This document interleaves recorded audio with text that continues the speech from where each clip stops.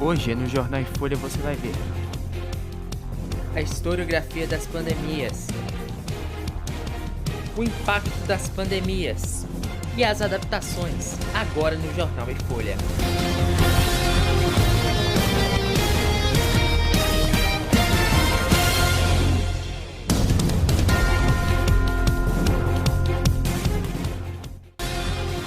Olá, boa noite para você.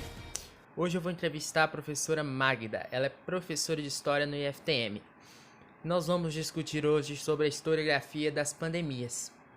E eu já vou para a minha primeira pergunta.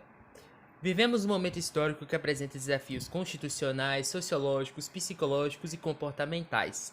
Mas as pandemias não são uma novidade para a humanidade. Quais os novos desafios, na sua visão, essa pandemia traz para o mundo e também para o Brasil? Eu acredito que talvez o maior desafio seja a desaceleração. Nos últimos tempos, o mundo ele segue um passo extremamente acelerado.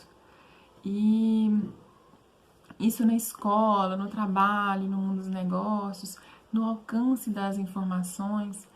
E, por outro lado, as relações pessoais mais próximas, muitas vezes, elas são substituídas pelas redes sociais. Com a pandemia, as pessoas foram obrigadas a abrandar o passo da vida e o distanciamento social, ele embora tenha promovido um assustador aumento da ligação das pessoas com as redes sociais, promove também um retorno à casa, né? Uma possibilidade de fortalecer os laços familiares. Então, o ato de desacelerar impactou, repercutiu na vida de todo mundo. Outro desafio enorme é o movimento contra a ciência. No Brasil, a desinformação, a descrença, as notícias falsas, as fake news, né, fortalecem os movimentos anticientíficos. E em meio à pandemia, né, em que a defesa da vida, a busca pela cura da doença depende do cumprimento das orientações científicas, esses movimentos anticientíficos eles se mostram perigosos. O desprezo à ciência e a valorização de fake news, a crença nessas notícias mentirosas, elas são perigosas para a sociedade e para a vida humana. Sem dúvida alguma, a peste negra ou peste bubônica é a pandemia mais conhecida. Na sua percepção, existe alguma semelhança entre ela e a Covid-19? Bem, o anseio pela superação, ele nos leva a questionamentos como esses. Nós já esperamos? Falta muito para acabar? Ou mesmo afirmações bem deterministas como esta. A cada 100 anos acontece uma crise dessa natureza.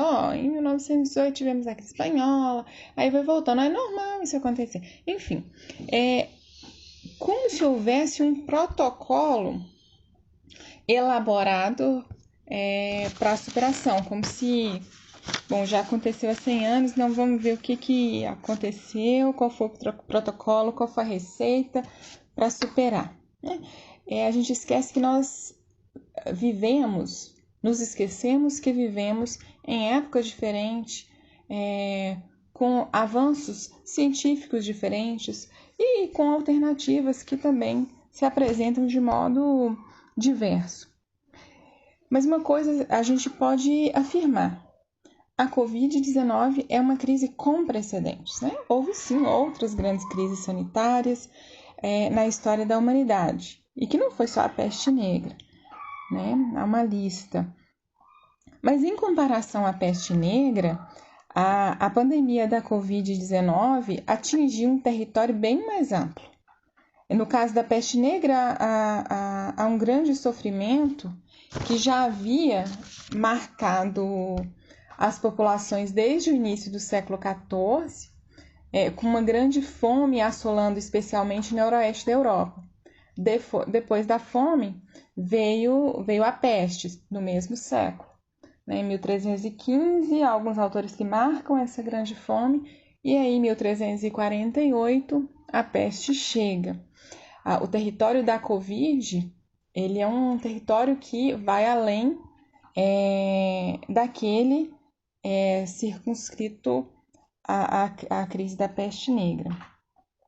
Nas duas épocas, temos efeitos devastadores no âmbito demográfico, né? Infelizmente, mas a gente espera que hoje o sofrimento seja diminuído pela ação da ciência, né? Nós tivemos muitos avanços de lá para cá. Com a peste, houve cidades que perderam de 70% a 85% da população. E mesmo com uma estatística menor, no caso da Covid-19, eu acho difícil minorar a Covid, né? Nós não podemos suavizar a dor de cada um que perdeu alguém para o vírus, né? Para a doença. Outro ponto importante nessa comparação de Covid com peste negra se refere à necessidade de encontrar um culpado para a crise, para a proliferação do vírus. As pessoas, frente ao medo da morte, aceitam as mais diversas explicações para a crise, né? Elas criam, né, ou acreditam em um inimigo comum, elas se tornam vulneráveis e receptivas para explicações que não são racionalmente aceitáveis. Por exemplo, máscaras infectadas da China, o Brasil está comprando não sei quantas cargas de máscaras infectadas da China, e eu escutei muita gente falando que não iria usar de jeito nenhum máscaras que possivelmente seriam doadas pelo governo para a população, né? Enfim, além disso, outras pessoas que acreditam que a doença é uma invenção, né, de uma imprensa que conspira contra os governos, que é coisa de esquerda, enfim. São momentos, tempos bem diferentes, né? Com atores sociais diversos, com soluções diferentes, em razão dos avanços experimentados pela ciência, pela percepção dos acontecimentos e também da crise. Infelizmente, apesar dos avanços científicos e inclusive da arrogância de alguns do nosso tempo, de que somos muito mais evoluídos do que os homens de outra época, ainda se acredita em saídas, em explicações não científicas para a crise sanitária. E se em outra época a desinformação fortalecia crenças, hoje o doutoramento em fake news engrossa as fileiras da ignorância e do senso comum. E muitas vezes as pessoas acreditam na doença, às vezes só quando perdem um ente querido. Se fôssemos aqui comparar os desafios encontrados entre outras pandemias, quais seriam os pontos pelos quais nós já superamos? Eu acredito que talvez seja os próprios avanços científicos, né? Apesar dos movimentos anticientíficos, a pesquisa avança, né? A passos largos. Inclusive, a gente tem esperança de que a vacina saia, né? Eu acho que o maior ponto de superação talvez seja esse avanço científico, o promissor desenvolvimento desse mecanismo. Atualmente, essa pandemia do coronavírus veio mas também pressionar mudanças nos sistemas de saúde. Vimos o NHS, o Serviço Nacional de Saúde britânico, orgulho nacional dos britânicos, colapsar. Na sua visão, qual papel o SUS tem desempenhado durante as pandemias e também mais amplamente na história da saúde no Brasil? Lá vai minha defesa do SUS. Então, o Sistema Único de Saúde, ele é novo no Brasil. Ele foi criado lá na Constituição Federal, né, de outubro de 1988, e ele precisa muito ser fortalecido, valorizado, contemplado com mais investimentos. O SUS é um mecanismo de garantia do direito à saúde de todos. Veja, não apenas de alguns, mas de todos. E no contexto da pandemia, é muito maior a necessidade de uma ação mais efetiva de políticas sociais e econômicas em favor do Sistema Único de Saúde, pois é ele que tem a capacidade de garantir o direito universal à saúde assegurado pela Constituição. E esse direito, né, o direito à saúde, é pela nossa Carta Magna, né, pela Constituição de 1988, entre aspas, né, dever do Estado e direito de todos. Sem ele, a maior parte dos brasileiros não teria condição alguma de ter acesso aos tratamentos mais básicos, né, de saúde. Ter direito à saúde integra o preceito da dignidade humana. E como ocorrem vários manifestos por aí em favor do SUS e do fortalecimento desse sistema, as pessoas podem prevenir as enfermidades no Sistema Único de Saúde, mas também podem alcançar a cura de suas doenças. Todos têm acesso, todos podem ter acesso, mas é especialmente um instrumento que dignifica aqueles que não têm condição alguma de pagar consultas caras, de ter acesso a planos de saúde que são cada vez mais extorsivos. Como que alguém que ganha um salário, menos de um salário, ou está abaixo da linha da pobreza, vai ter condição de manter um plano de saúde? Então, o SUS é a saída. Então, durante a pandemia, ele se mostra ainda mais importante. Ele se mostra, na verdade, fundamental. Precisa, sim, ser cada vez aprimorado nos âmbitos de gestão. Sim, nos âmbitos de gestão e de aplicação dos recursos financeiros e nos diversos setores do Sistema Único. Mas precisa ser aprimorado, mas é um aperfeiçoamento que vai fortalecer, que vai consolidar essa garantia que as pessoas têm, que os brasileiros têm. Os investimentos, eles precisam ser ampliados, amplamente fiscalizados também, e as ações que aumentem a sustentabilidade do sistema também precisam ocorrer, porque garantindo o sistema, garante a sustentabilidade do sistema, garante-se também a garantia constitucional ao direito à saúde. Isso aparece também nos manifestos, manifestos a favor do SUS. Defender o SUS é defender a saúde de todos. Não é só de rico, não é só de pobre. Defender o SUS é defender a saúde de todos. Seu fortalecimento, seu aperfeiçoamento são imprescindíveis, são fundamentais. É uma demanda que deve estar na pauta de todos os movimentos sociais e políticos que defendem a vida. A mais recente pandemia de expressividade que conhecemos foi a H1N1, que, olhando em números, foi bem inferior a esta pandemia e tantas outras.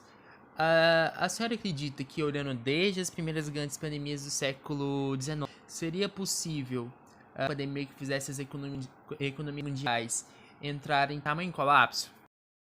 Bom, eu não imagino que nós tenhamos aqui que teorizar sobre as diversas compreensões sobre o tempo, de como se materializam no presente as experiências e as expectativas a partir de uma perspectiva do legado do Koselleck, por exemplo. Como eu entendi que sua pergunta sobre previsão espera uma resposta mais objetiva, então eu resolvi tomar emprestado da mesma maneira que o historiador português Fernando Catroga fez quando ele fala do futuro continuar aberto. Ele cita o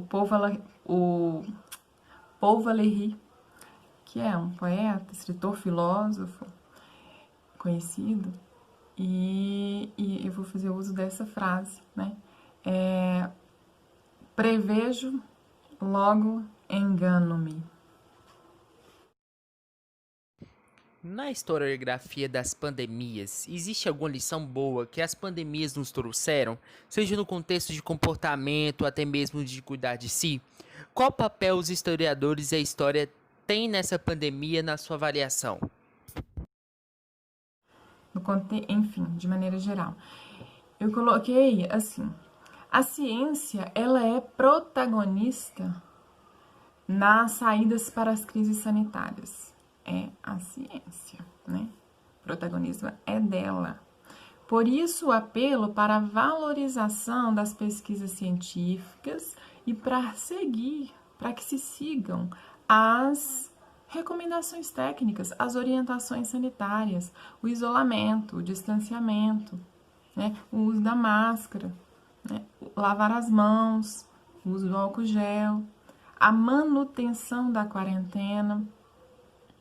Inclusive, são importantes os estudos para diminuir o receio de seguir as recomendações de isolamento por medo de uma repercussão negativa na economia. E aproveitando a oportunidade, vamos para a questão seguinte, em que você fala sobre qual que é o papel dos historiadores e da história nessa pandemia, e eu amplio não só dos historiadores, mas de outros cientistas, né? O que teria, por exemplo, se a gente for comparar, pensando aí outras pandemias, né, na historiografia das pandemias, o que teria, por exemplo, o entendimento das dinâmicas sociais e políticas no contexto da gripe espanhola, lá em 1918, a nos dizer.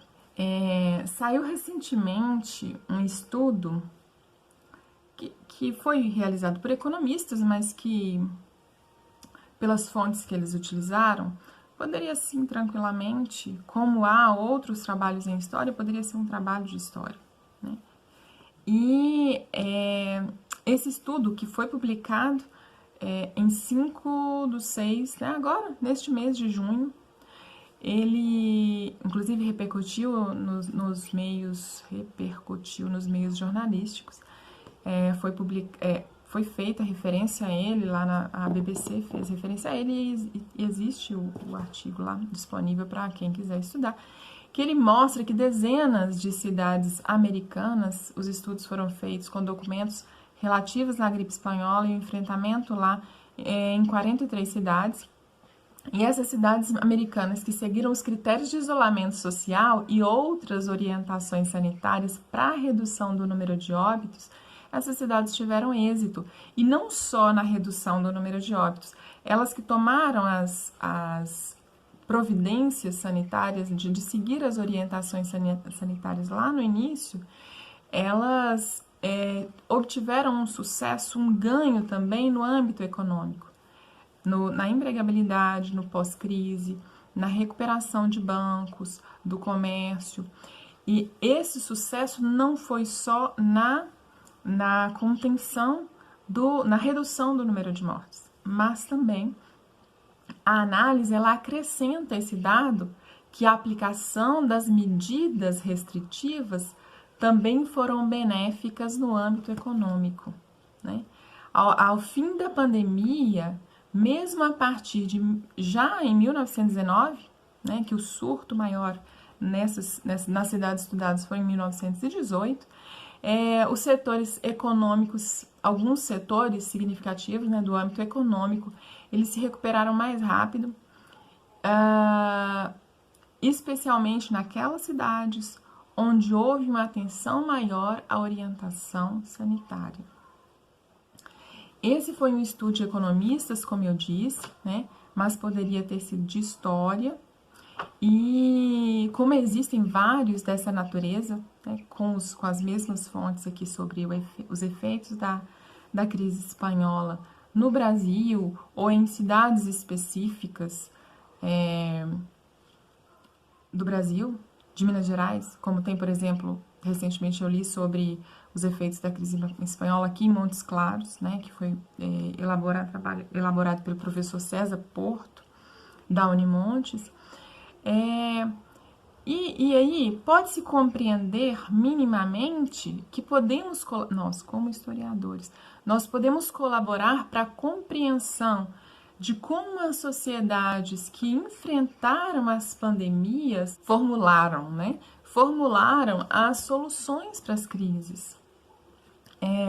Assimilar as repercussões, né, a maneira como atingir a sociedade, mas vamos usar repercussões, né? Assimilar as repercussões de doenças desse tipo em outras épocas,